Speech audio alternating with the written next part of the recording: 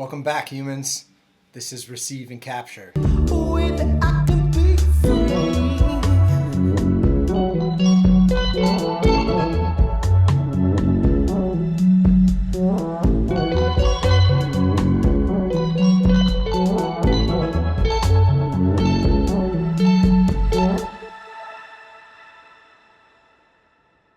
Okay, once again, my name is Josh. This is Receive and Capture, and what we're up to here is creating a living document of one person's creative process when making music. The sketch that we're working with today has a really interesting arc, or backstory, as it were. Around 2 years ago, I had just purchased my first hardware synthesizer, so I was twisting knobs, assigning parameters to modulate other parameters, and I landed on this sound.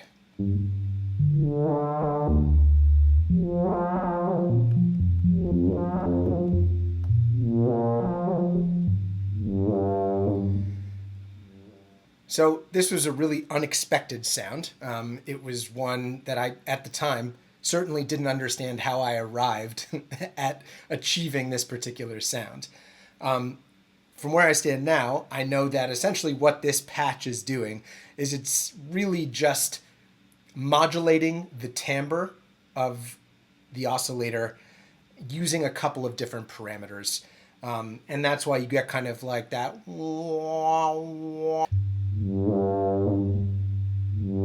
So I was really pleased with the sound, but it really started coming to life when I started running arpeggiations through the sound.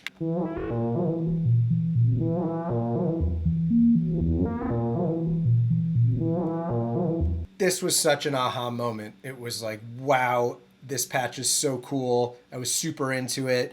I spent easily a half hour to 40 minutes just cycling through different arpeggiations and just listening to how the patch was sounding. But the super magic moment was when I eventually landed on a very particular arpeggiation, and it sounded like this.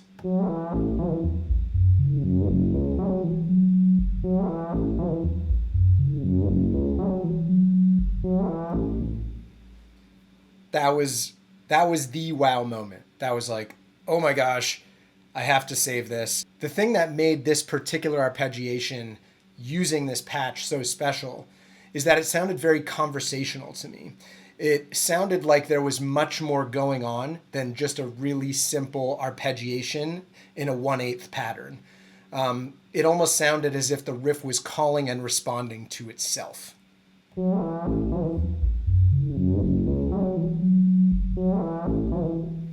I think it's because the timbre is being modulated. It sounds like two very different voices, when in fact it is actually the same line that's being played. Some of those lower notes and the higher notes, based on how the cutoff is being modulated, make it sound like two completely different voices. So once I landed on that main riff, the next thing for me to do was to get busy laying a drum groove underneath that arpeggiation. Specifically, I wanted to keep it really simple, just kick, hi-hat, and almost like a side stick sound. So like,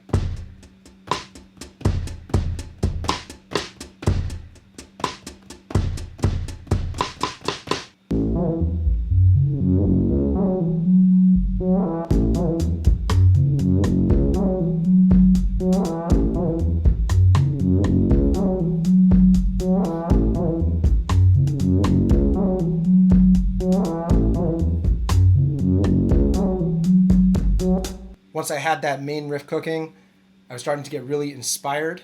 I was itching to try to lay some vocals down over it, but I knew I wanted to have some extra harmonic color over that riff, and so I just laid in a really simple guitar stab over top of it, sounding like this.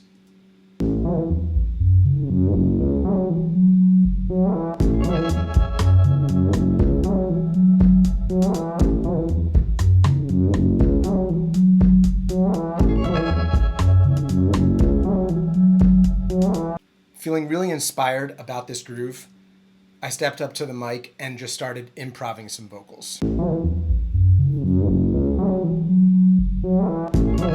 Everybody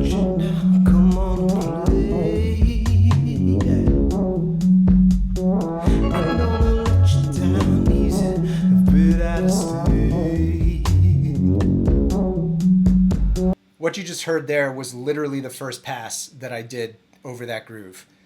I liked it. I didn't want to touch it. I just simply let it be and thought to myself, that's an idea. I'll come back to it later. I wanted to move on really quickly to creating a B part. And so I went about trying to create like a secondary riff using the same synth patch.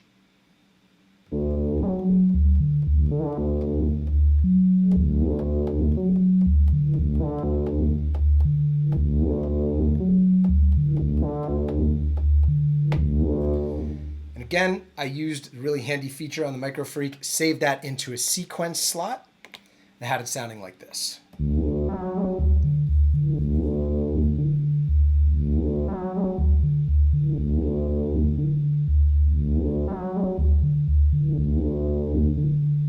And again, just using that really simple drum kit formation, I came up with a little bit of a beat underneath it, had it sounding like this.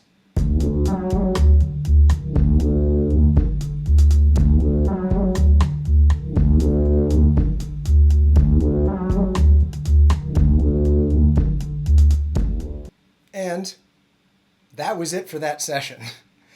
I tried for about another 45 minutes to come up with some extra ideas, to come up with a vocal line over that B part that I thought would play nice with what I had come up with in the A part. But I was just out of ideas for the time. I think that I had worked with the synth patch for so long that I was fatigued. I really wasn't hearing anything additional. There was no more inspiration coming from it. So I literally just shut it down at that point, closed the sketch, and forgot about it. Fast forward to about 2 weeks ago, and I was doing something that I do infrequently, which is that I will go through kind of my backlog of working sketches. This sketch came up, and it was once again like an aha moment. I thought, oh my gosh, I remember this. This was so much fun to work on.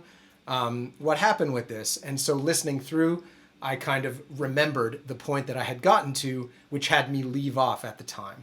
Feeling super inspired again, I jumped in front of the mic really quickly to try to capture some improv vocals on that B riff, and this is what it sounded like.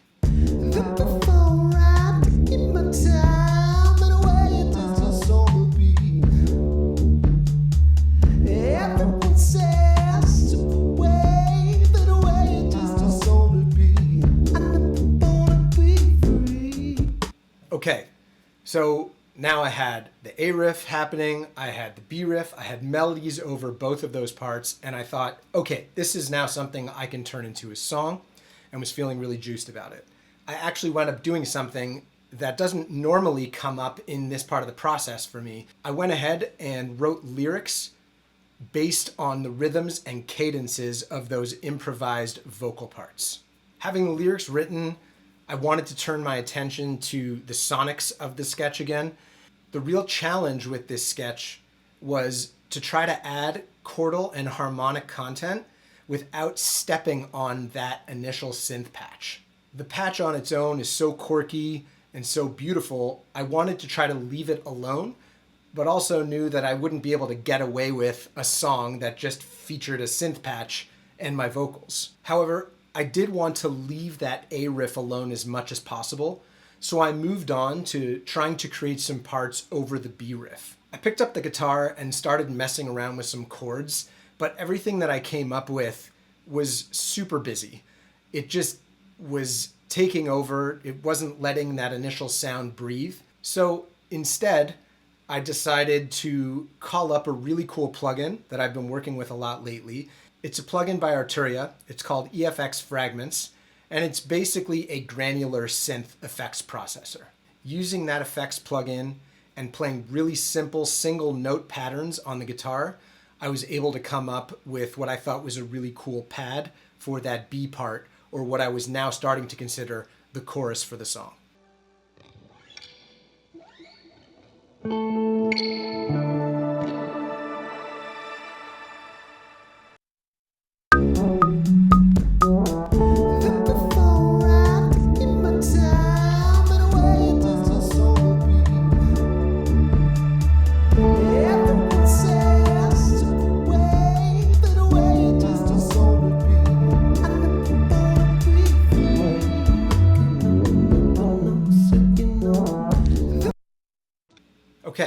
Once I had laid in that really simple guitar pad on the first chorus, I knew I was going to want some extra interest and some more layers to arrive once the second chorus came in. So I went about laying down some really simple BG vocals for that second chorus.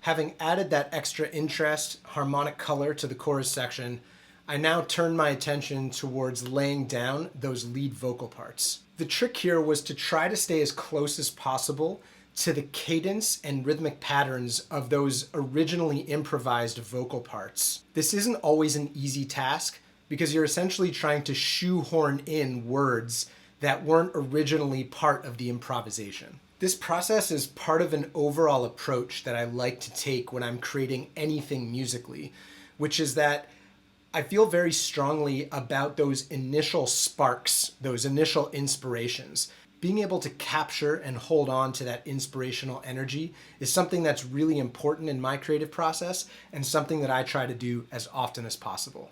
First, I went about trying to get some performances for the verse sections, doing one verse at a time, doing many takes of that same verse over and over again. It's always my hope to be able to capture one complete performance of a particular section, but I often will wind up comping different performances together if that's what sounds best. Nothing comes easy now, that's what they say. I've been down under this feeling, a bit out of shape. I'm spinning into my mind, but I'm still in the know. I cannot let it all settle, taking the show.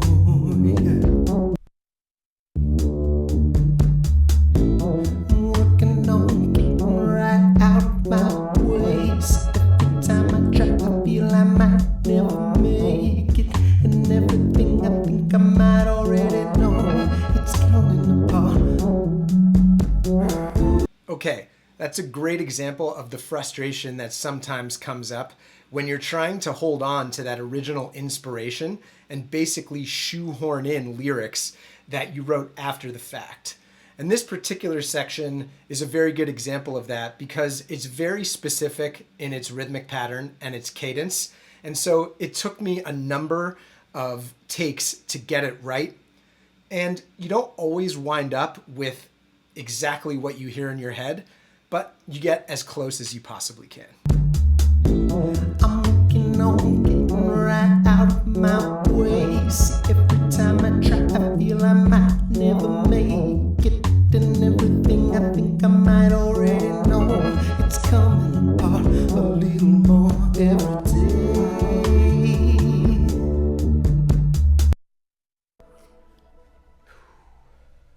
Having done multiple takes on both verse sections, I moved ahead to the choruses, doing multiple takes there until I landed on some performances that I was happy with. I'm feeling alright, taking my time, and a golden ray envelops me. Everything falls out of the way. For a moment I can clearly see a way that I could be free. Once I had finished with the vocals and had some performances that I was happy with, I wasn't 100% sure what to do. I messed around with some ideas for a bridge, but nothing was really taking, and I didn't record anything. I just couldn't move through the idea.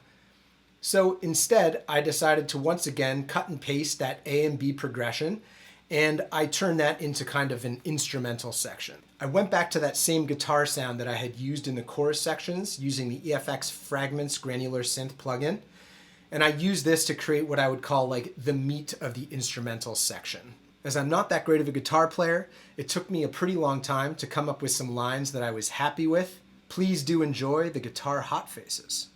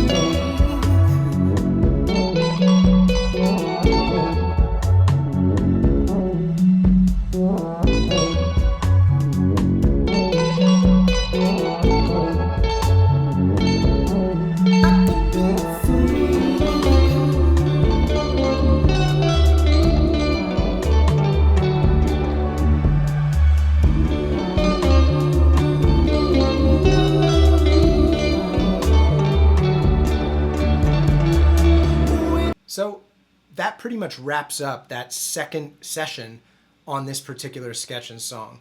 Since those sessions a couple of days ago, I've gone back and adjusted some levels and played with a couple of other effects, but mostly it's exactly as it was laid in a couple of days ago.